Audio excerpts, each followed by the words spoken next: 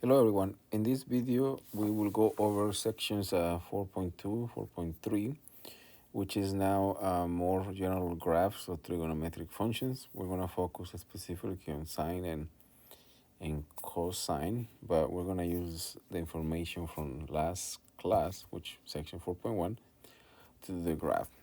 So therefore, in general, a graph of sine is supposed to look like this, where the absolute value of A is going to be the amplitude, and then B would be needed to find the period. H is going to be called the horizontal translation, and K is going to be the vertical translation, which means vertical translation means whether this goes up or down, and this left or right. So the graph is going to be moved to the left or to the right or up and down. So let's do an example to illustrate the point. First, before we do that, so just recall that from section 4.1, if you wanted to graph just like y equals to sine of x, we use 5 points, which I call the basic points. And the basic points were 0, pi over 2, pi, 3 pi over 2, and 2 pi. And then the value corresponding to 0, it was 0 for this, then 1, 0, minus 1, and then 0. And then if you did the graph, with the graph looks something like this. And if this would have a 4, then the amplitude would have been 4, and this will go all the way to 4. But in this particular case, this is what we call the basic or fundamental graph. Fundamental. And it looks exactly like this. Okay. So now what we're going to do is use the same values, and the algebra gets a little bit messy. But essentially, you're trying to figure out which value of x will give you 0, which value of x will give you pi over 2, and so forth. So you have to do this 5 times, but that will take care of figuring out what is the amplitude, the period, the translation, and so forth. All right, so what we have to do is you take the argument, which is 2x minus pi. You have 2x minus pi, and you want to solve these 5 times corresponding to these values right here. So we start with the first one, which is 0. So from here, what we have to x should be equals to pi, or x equals to pi over 2. So that's gonna take care or replace the first value. So this is what I mean. So you have this. So instead of using 0, we're going to use pi over 2. And this is a bit confusing at the beginning.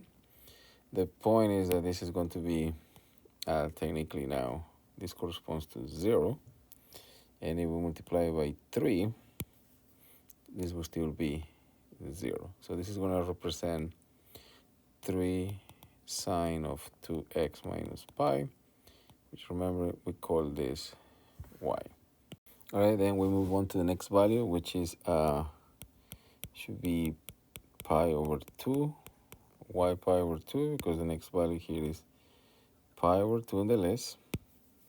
So this one is going to require you remember how to add fractions. So this is going to be 2x equals to pi plus pi over 2. Notice that this is 3 pi over 2, so that means 2x equals to 3 pi over 2, or x equals to 3 pi over 4. Why? Because remember you have 3 pi over 2 times 1/2, it gives you 3 pi over 4.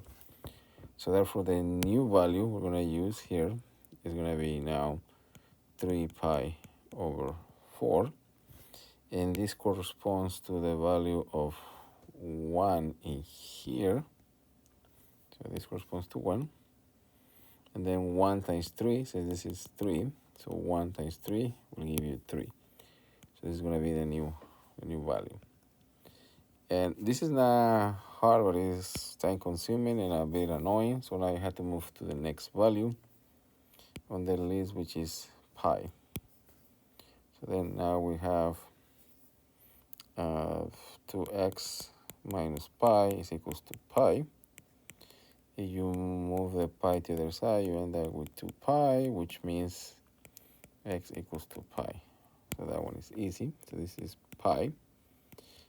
But notice that when this corresponds, when x equals to pi in the fundamental function, if this is pi, this corresponds to 0. So therefore, 0, this will be 0 times 3, was still 0. Okay? And then we move on to the next one, which is going to be 2x minus pi, so it should be 2, equals to 3 pi over 2. Again, you need to add the fractions. You're going to have, this will be equals to 5 over 2. Why? Because pi plus 3 pi over 2 will give you 5 pi over 2. Okay? And then, therefore, using the same reasoning as this one, x is going to be now 5 pi over 4. And therefore, if this is 5 pi over 4, this is going to correspond to the value of -1 here. So it has -1. So -1 times 3. So this is 3, the one in front. This will give you -3. And then the last value, you're going to have 2x minus pi equals to 2 pi, which means 2x will be 3 pi, which means that x will be 3 pi over 2. So therefore, the last one is going to be 3 pi over 2. And this one corresponds to 0 again. And then finally, to complete the graph, all we have to do is now we use these values. So these will be the x values. And they will be equally spaced. So that's the nice thing about this. You don't even have to worry about measuring that this is the same distance. So just do equal spacing. And then the pi over 2 corresponds to 0. This corresponds to 3. This one corresponds to 0. This one corresponds to -1, sorry, -3. And then this to 0 again. So the new graph is going to be like this. Okay. And then they ask you to find the amplitude. So the amplitude is going to be the absolute value of 3, which in this case is just 3. So whatever is in here, that will be the amplitude. So therefore this is just 3, which is obvious because that's the highest it goes, the lowest it goes. So that's the amplitude. Then for the period, it's going to be 2 pi divided by b. Now, b is the number in front of here, which is 2. So this will be 2 pi over 2, which is pi. Now, another way to find the period is to subtract this. So 3 pi over 2 minus pi over 2, you can check that is pi. Now, the vertical translation is equals to 0 because there is no translation. It doesn't go up or down. And the horizontal translation, you can see that the graph was technically moved pi over 2 because the original graph starts in 0 and this move pi over 2. So therefore, the vertical translation is technically just pi over 2. Now, another way to see that from here, notice that you can rewrite y as 3, and then it will be sine. You can factor the 2, and it will be x minus pi over 2. So notice that this is the same thing as this. And you can see here right away that this is H, which is the horizontal translation, which means you're moving the graph to the right by pi over 2 units. So essentially, this is going to be the key to solve the problem. It takes a little longer, but if you do it this way, you can answer the whole thing at once, and it's more efficient than trying to for you to manually move the graph left or right or up or down. All right, let's do another example. And remember, we're going to focus on this part first. So here we have the same values. The only difference between this one and the previous problem is this +1, okay? So in the last problem, so just to make sure, so in the last problem, once we solve for the values, we end up with the following. The first value for x was pi over 2. And then the first value for y, it was 0. So we did this. Then the next value was 3 pi over 4. Just check those values. This one was 3. Then the next value was pi. And this was 0 again. The next value was 5 pi over 2. Sorry, 5 pi over 4. And this corresponded to -3. And then finally, the last value was 3 pi over 2, which corresponded to 0. So that's the graph that we did last problem, okay? So for this problem, the difference is that you have this +1 in here, which means this is the vertical translation, which means you have to move the graph up by 1. Or this means add 1 to the y value. That's what the 1 means.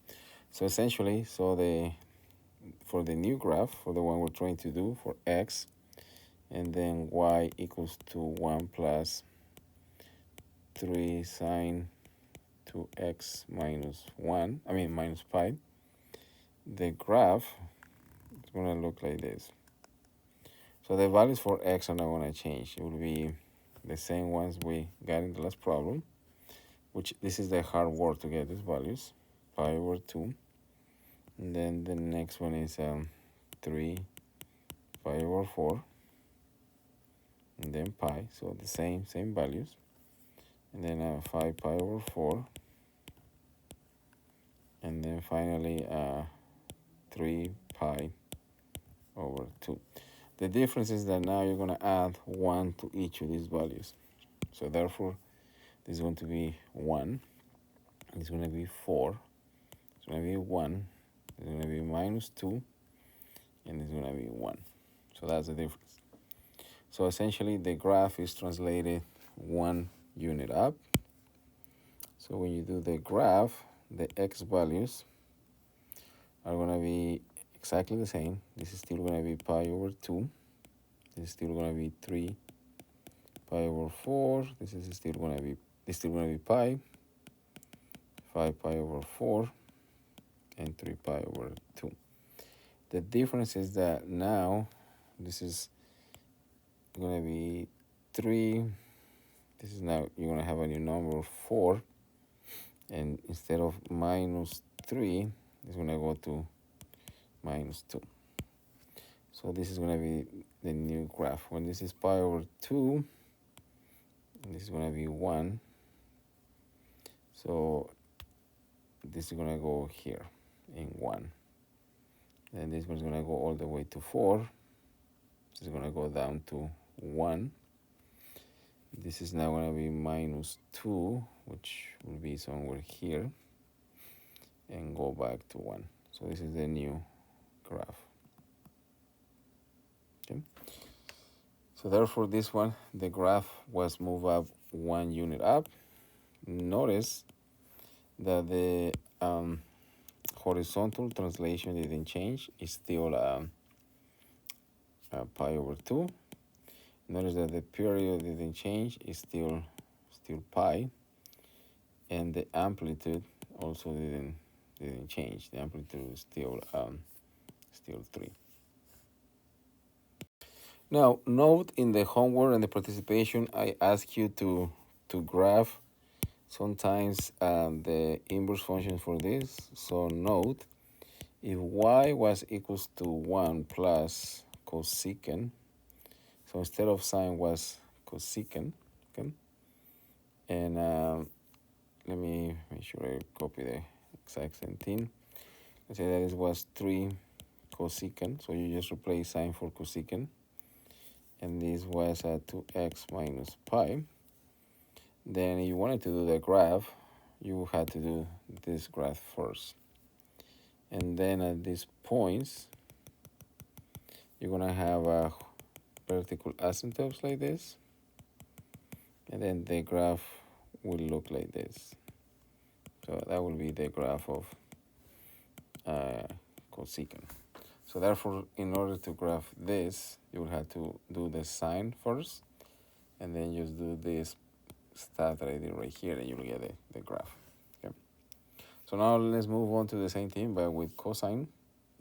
All right. So notice that this is the same idea. The only difference is instead of being sine, this is cosine. So again, the fundamental function which we did before for cosine was the following. If you have x and then you have cosine x, the x values are actually the same for x. It will be 0, pi over 2, pi, 3 pi over 2, and 2 pi. Exact same values. The only difference is that now this one starts in 1, this becomes 0, minus 1, 0, and 1. And when you do the graph, for the fundamental cosine graph, remember the graph looks like this. Of course, it starts in 1. It looks something like this. But this is 1, and this is minus 1. So we're going to do the same process that we did for cosine. The idea is going to figure out which value of x will correspond to this value. So you have to solve this equals to this, so 5 times, and then you're going to add 2 to the y value. Okay? So let's start with that. So the first value we have to solve is we're going to need 4x plus pi equals to 0, which means 4x is equals to minus pi, which means x equals to minus pi over 4. So therefore, if we do a new table here, you're going to have x, and then you're going to have y, which, remember, y is this. Okay. So therefore, the first value we're going to use is minus pi over 4. That corresponds to 1. So this will be 1 plus 2. That will give you 3. So actually, let me do it like that. 2 plus 1. That will give you 3. Okay. Then we move on to the next value. The next value you're going to need will be for x plus pi equals to pi over 2. That means for x equals to minus pi over 2. And then you divide by 4, x will be minus pi over 8. Because remember, 1/2 times 1/4 is 1/8. So this will be minus pi over 8. That corresponds to 0. So 0 plus 2 will give you 2. All right, move on to the next one. Now you need 4x plus pi equals to pi. The pi's cancel here. You end up with 4x equals to 0, which means x equals to 0. So this will give you 0. Now pi corresponds to -1. So in this case, it will be -1 plus plus 2, which is 1. So it's a new value. Next, for x plus pi, should be 3 pi over 2. So that means for x is going to be equals to now pi over 2. Why? Because 3 halves minus 1 is equals to 1 half. And therefore x is going to be pi over a by the same reasoning as this one. So it will be pi over a. And remember, this corresponds to 0. So this is going to be 0 plus 2, which is going to give you again 2, just like this one. And then finally, you're going to have for x plus pi equals to 2 pi. That means for x is equals to pi, or x is equals to pi over 4. So therefore, the last value is going to be pi over 4, and this will be 1 plus 2, which is going to be 3. So therefore, these are the values you're going to need to do the graph. And then you have to figure out what is the period, amplitude, and so forth. So let's do them. Right, so first create the graph with the labels. So when x is equals to minus pi over 4, this will be 0, so somewhere here. If x is minus pi over a, this will give you 2. If x is at 0, this will be 1, and then it goes back to 2, and then to 3. So the graph would look something like this. Okay. So notice, if you want to find the period is technically the distance between here to here. So therefore, this is pi over 4 plus pi over 4. So I'm going to show you how to find the period in 2 different ways. So technically, the period is pi over 4 minus pi over 4, which is 2 pi over 4 or pi over 2. So that would be the period. Okay. I'll show you a different way right now. The amplitude is clearly just 1, because you only look to the value in front of that. So this is 1. And then the vertical translation, that should be obvious, because it goes up by 2. And the horizontal translation, that one is not obvious, but you can see that the graph technically was moved minus pi over 4 to the left. So that's technically what it should be, but let's confirm that from the original problem. Remember that you can rewrite this as this. It will be 2 plus cosine. You can factor the 4, so it will be x plus pi over 4. So therefore, the translation is technically minus pi over 4, so which is matches. And also, if you wanted to find the period from here, remember the period was equals to 2 pi over b. So this is the value for b. So this will be 4. So you simplify, this is pi over 2, which is exactly what we have here.